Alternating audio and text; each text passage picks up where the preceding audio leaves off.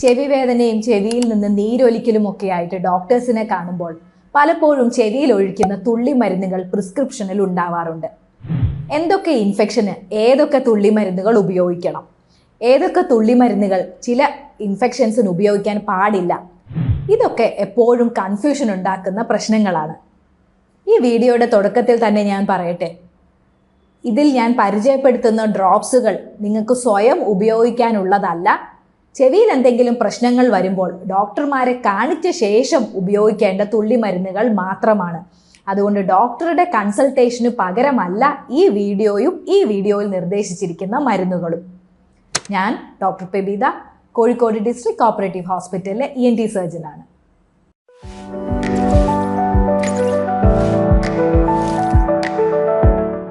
പ്രധാനമായും 5 തരം തുള്ളിമരുന്നുകളെ കുറിച്ചാണ് ഈ വീഡിയോയിൽ ഡിസ്കസ് ചെയ്യുന്നത്. ഇതിൽ ആൻറ്റിബയോട്ടിക് മരുന്നുകളുണ്ട്, ആൻറ്റി ഫംഗൽ മരുന്നുകളുണ്ട്, പിന്നെ തുടർച്ചയായിട്ടുള്ള ചെവിയിലെ ഇൻഫെക്ഷൻസ് വരുന്നതിന് ഒഴിക്കുന്ന മരുന്നുകളുമുണ്ട്. അപ്പോൾ ആദ്യത്തേത് ചെവിയിൽ വളരെ കോമൺ ആയിട്ട് വരുന്ന ബാക്ടീരിയൽ ഇൻഫെക്ഷൻസ് ഡീൽ ചെയ്യാനായിട്ട് ഡോക്ടർമാർ നിർദ്ദേശിക്കുന്ന തുള്ളിമരുന്നാണ്. ഇതിൽ പ്രധാനമായും ആദ്യമൊക്കെ സിപ്രോഫ്ലോക്സസിൻ എന്ന മരുന്ന് അടങ്ങിയിരിക്കുന്ന ഡ്രോപ്സുകളാണ് ഉപയോഗിച്ചിരുന്നത്. പിന്നെ ഒഫ്ലോക്സാസിൻ എന്ന മരുന്നും ഡോക്ടർമാർ നിർദ്ദേശിക്കാറുണ്ട്. ഇതാണ് സിപ്രോഫ്ലോക്സസിൻ ഇയർ ഡ്രോപ്സ്, ഇത് ഒഫ്ലോക്സാസിൻ എന്ന മരുന്ന് അടങ്ങിയതാണ്. അപ്പോൾ ഈ 2 മരുന്നുകളും സാധാരണഗതിയിൽ നിർദ്ദേശിക്കുന്നത് ചെവിയുടെ പുറം ഭാഗത്തുള്ള ഇൻഫെക്ഷൻ, അതായത് ഓട്ടൈറ്റിസ് എക്സ്റ്റേണ, അതുപോലെ തന്നെ ചെവിയുടെ മധ്യകർണത്തിൽ ചെറിയ ഇൻഫെക്ഷനുകൾ വന്നാലും ഇത്തരം തുള്ളിമരുന്നുകൾ കൊടുക്കാറുണ്ട്.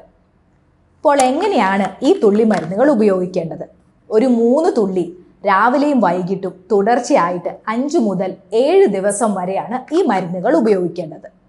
ഇനി ചെവിയിലുള്ള ഇൻഫെക്ഷൻ കുറച്ചും കൂടി അധികമുണ്ട്, ചെവിയുടെ പാടയിൽ ഒരു ഹോളുണ്ട്, ആ ഹോളിൽ നിന്ന് നീരൊലിക്കലൊക്കെ ഉണ്ട്, അപ്പോൾ ഇതിൻ്റെ കൂടെ ഒരു ചെറിയ സ്റ്റിറോയിഡും കൂടെ അടങ്ങിയ മരുന്ന് ഉപയോഗിക്കാറുണ്ട്.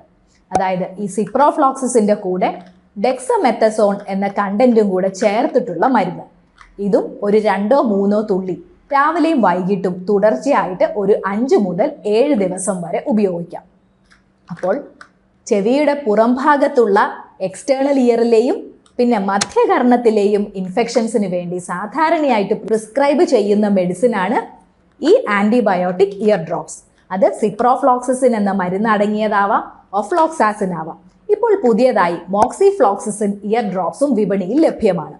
പിന്നെ ഇൻഫെക്ഷൻ്റെ കാഠിന്യം കൂടുന്നതനുസരിച്ച് നീരൊക്കെ കുറയ്ക്കാനായി ഇതിൻ്റെ കൂടെ ഡെക്സമെത്തസോൺ എന്ന കണ്ടന്റും കൂടെ ആഡ് ചെയ്യാറുമുണ്ട്. രണ്ടാമത്തെ ഒരു ഗ്രൂപ്പ് ഞാൻ ഈ വീഡിയോയിൽ പരിചയപ്പെടുത്തുന്നത് ചെവിയിൽ ഉപയോഗിക്കുന്ന ആൻറ്റി ഫംഗൽ തുള്ളിമരുന്നുകളാണ്. ചെവിയിൽ പലപ്പോഴും പൂപ്പൽ അണുബാധയുണ്ടായി അസഹനീയമായിട്ടുള്ള വേദന ഉണ്ടാവാറുണ്ട്. ചെവിയിൽ വെള്ളം കയറുന്നവർക്കാണ് കൂടുതലായിട്ടും ഇത് കാണാറുള്ളത്. അതുപോലെ തന്നെ പ്രമേഹ രോഗമുള്ളവർക്ക് എപ്പോഴും ചെവിയിൽ പൂപ്പൽ അണുബാധ ഉണ്ടാവും. അപ്പോൾ ഇതിനായിട്ട് ഉപയോഗിക്കുന്ന പ്രധാനപ്പെട്ട മരുന്നുകളിൽ ഒന്നാണ് ക്ലോട്രിമസോൾ ഇയർ ഡ്രോപ്സ്. ഇതിൻ്റെ കണ്ടന്റ് മാത്രമാണ് ഞാൻ പറയുന്നത്. ഇത് ഉപയോഗിക്കുമ്പോൾ 2-3 തുള്ളി രാവിലെയും വൈകിട്ടും തുടർച്ചയായി ഇത് ഉപയോഗിക്കണം. തുടർച്ചയായി എന്ന് പറഞ്ഞാൽ ഒരു 14 ദിവസം മുതൽ 21 ദിവസം വരെ കൃത്യമായിട്ട് ഉപയോഗിച്ചാൽ മാത്രമേ ഈ ഫംഗൽ സ്പോർസ് ഉൾപ്പെടെ ചെവിയിൽ നിന്ന് നശിക്കുകയുള്ളൂ. ഇത് ഉപയോഗിക്കുന്നതിന് മുമ്പ് ഒരു ഡോക്ടർ ചെവി നല്ല വൃത്തിയായി ക്ലീൻ ചെയ്ത ശേഷമാണ് സാധാരണഗതിയിൽ ഈ ആൻറ്റി ഫംഗൽ ഇയർ ഡ്രോപ്സ് ഉപയോഗിക്കേണ്ടത്. മരുന്ന് ഒഴിച്ചു തുടങ്ങുമ്പോൾ ആദ്യത്തെ ഒരു 5-6 ദിവസത്തിനുള്ളിൽ സിംറ്റംസ് ഒക്കെ മാറുമെങ്കിലും തുടർച്ചയായിട്ട് ഒഴിച്ചാൽ മാത്രമേ ഇത് വീണ്ടും വരാതിരിക്കുകയുള്ളൂ. ഈ ഒരു ഗ്രൂപ്പിലേക്ക് ഇപ്പോൾ പുതിയതായിട്ട് വന്നിരിക്കുന്ന ഒരു മരുന്നാണ് ഫ്ലൂക്കണസോൾ ഇയർ ഡ്രോപ്സ്. ഇതും ഇതേപോലെ തന്നെ തുടർച്ചയായിട്ട് 15 ദിവസം മുതൽ 21 ദിവസം വരെ കൃത്യമായിട്ട് ഉപയോഗിക്കാൻ ശ്രദ്ധിക്കുക. ചെവിയുടെ ചുറ്റുമുള്ള സ്കിന്നിലൊക്കെ അണുബാധ വന്ന് ചെവിയുടെ ചുറ്റും ഇങ്ങനെ വീർത്ത് ഓട്ടൈറ്റിസ് എക്സ്റ്റേണ തുടരെ വരുമ്പോൾ പലപ്പോഴും ആൻറ്റിബയോട്ടിക്കും ആൻറ്റി ഫംഗലും സ്റ്റിറോയിഡും അടങ്ങിയ മരുന്നുകൾ ഡോക്ടർമാർ കൊടുക്കാറുണ്ട്. ഇതിൽ പ്രധാനമായിട്ടും അടങ്ങിയിരിക്കുന്ന മരുന്ന് നിയോമൈസിൻ, ബെക്ലോമെത്തസോൺ, അതുപോലെ തന്നെ ഞാൻ നേരത്തെ പരിചയപ്പെടുത്തിയ ക്ലോട്രിമസോൾ. ഇത്രയും മരുന്നുകൾ ഒരുമിച്ചടങ്ങിയ ആൻറ്റിബയോട്ടിക്കും ആൻറ്റി ഫംഗലും സ്റ്റിറോയിഡുമുള്ള ഡ്രോപ്സുകളാണ് സാധാരണഗതിയിൽ പുറം ചെവിയിലുള്ള ഇൻഫെക്ഷന് ഡോക്ടർമാർ കൊടുക്കാറ്. ഇതിൽ ചില മരുന്നുകളിൽ വേദന കുറയ്ക്കാനായിട്ട് ലിഗ്നോക്കെയിൻ എന്ന മരുന്ന് അടങ്ങിയിട്ടുണ്ട്. എന്നാൽ ലിഗ്നോക്കെയിൻ ഇല്ലാത്ത മരുന്നുകളും വിപണിയിൽ ലഭ്യമാണ്. ഈ ലിഗ്നോക്കെയിൻ ഒഴിവാക്കാനുള്ള കാരണം എന്താണെന്ന് വെച്ചാൽ പാടയ്ക്ക് ഹോളുള്ളവർക്കൊക്കെ ഇത് അറിയാതെ ഉപയോഗിച്ചു പോയാൽ ഈ ലിഗ്നോക്കെയിൻ ചിലപ്പോൾ തലകറക്കവും മറ്റും ഉണ്ടാക്കിയേക്കാം.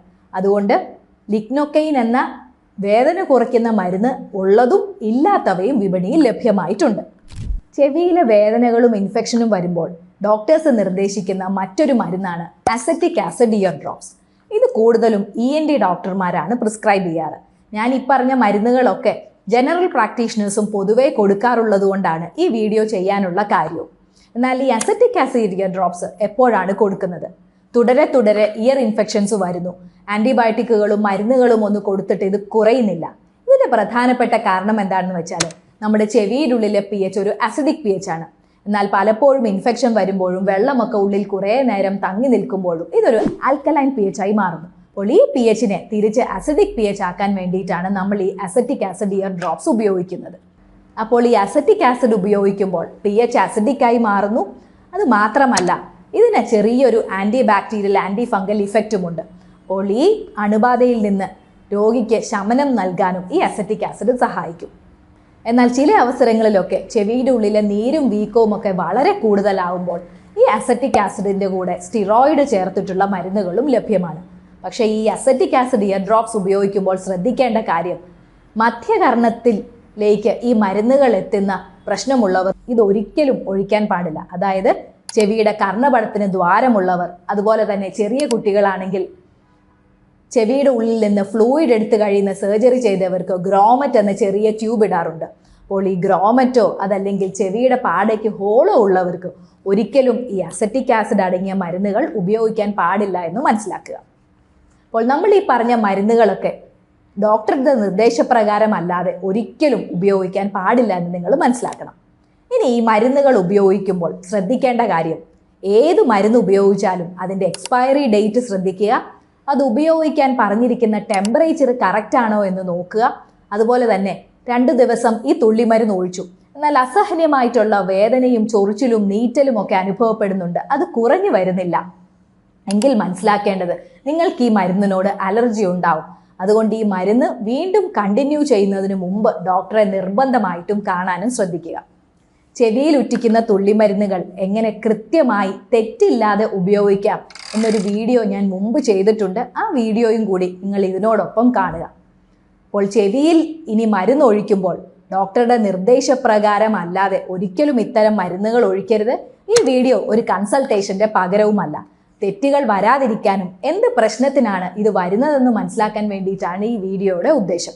എൻ്റെ ഈ വീഡിയോ ഇഷ്ടപ്പെട്ടെങ്കിൽ എൻ്റെ വീഡിയോ ഒന്ന് ലൈക്ക് ചെയ്യുക, എൻ്റെ ചാനൽ സബ്സ്ക്രൈബ് ചെയ്യുക, കമൻറ്റുകൾ രേഖപ്പെടുത്തുകയും ചെയ്യണേ.